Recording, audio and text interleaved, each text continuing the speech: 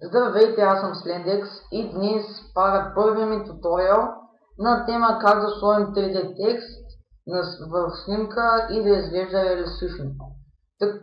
Такава снимка може да видите на десктопа ми. Материалите, които ще са ви нужни са първо снимка с гладка повърхност и след това програмата Cinema 4D. По-нататък ще направя туториал как да я имате безплатно, защото по мои данни мисля, че тя се плаща. Първо отваряте програмата, нещо сложно. След това отивате тук, където пише Flow до камера, цъкате го и избирате Background. Това дабл клик тук долу, за да направите материал и цъкате тази стрелкичка, която сочи надясно Load Image. Така, моята снимка беше на десктопа. Отваряте си вашата снимка и ето какво се получава. След това взимате получения материал и го слагате на background и става нещо такова. Сега гледате пода да пасне с хоризонта. Ето така. При мен е ето така. Да. Сега отивате на синия куб и избирате Plane. Разширявате го малко с помощта на ето тези точки тук. И го местите където искате да ви е текста. Значи защо, сега обяснявам защо е този под. Значи то е за да може сянката от текста да се отразява в него, иначе няма да изглежда много реалистично. Така, взимате материала, който поставихте на background и го слагате на плена. Сега обаче, когато рендървате, виждате, че е черно. Това не трябва да става. Кликвате тук на материала до Plane и отивате където пише Projection. Правите я на Frontal. След това отивате десен бутон на Plane, Cinema 4D Tags, Compositing и Compositing Background. Това го чеквате. И сега, когато рендървате, виждате какво става, плейнът е изчезнал. Това е добре.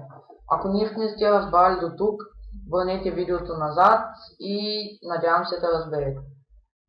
Така, след това отивате тук горе, над куба горе-долу и над Render Settings, където пише Mogger. Правите един mod текст. Това е най-лесният начин за правене на 3D текст. И тук където пише Align, правите го на Middle, така просто ще ви е по-лесно да мърдате текста. И тук където пише 200 см, може да си го направите повече, значи това е по желание големината на текста. И тук променяте, нали, може да сложите вашия никнейм или името ви, аз ще го кръстя туториал. Така. След това тук на фонтовете, това е по желание, може да не слагате фонт, на мен така по-ми харесва. Също така може и да завъртите самия текст, това е по ваше желание, аз го направите така горе-долу. И тук може да увеличите дебелината на текста назад, както виждате.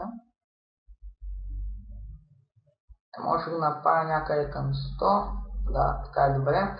След това дабл клик тук до първия материал и правите нов материал. Анчеквате Specular и отивате и чеквате Reflection. Правите някъде към около 30. И след това, където пише Color, избирате цвят. Значи моят цвят ще го направя оранжев този път.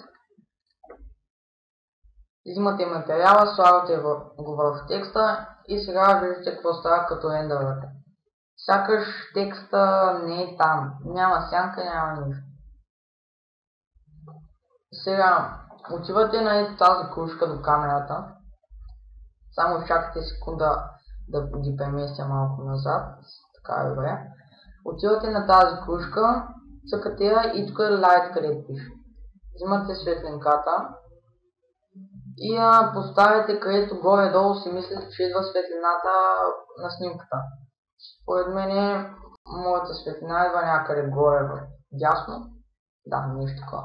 Обаче сега пак, като рендървате снимката, виждате какво се получава. Няма сянка, няма нищо. Сега цъкате кружката горе над Motex и тук където пише Shadow, правите го на Shadow Map Soft. И сега тук долу резолюцията я правите на 200 и тук Density правите на 85. И така, сега когато рендървате, виждате какво става. Текста има сянка, обаче според мен аз трябва да махна Reflections. Я да видим сега. Да. И така е по-добре.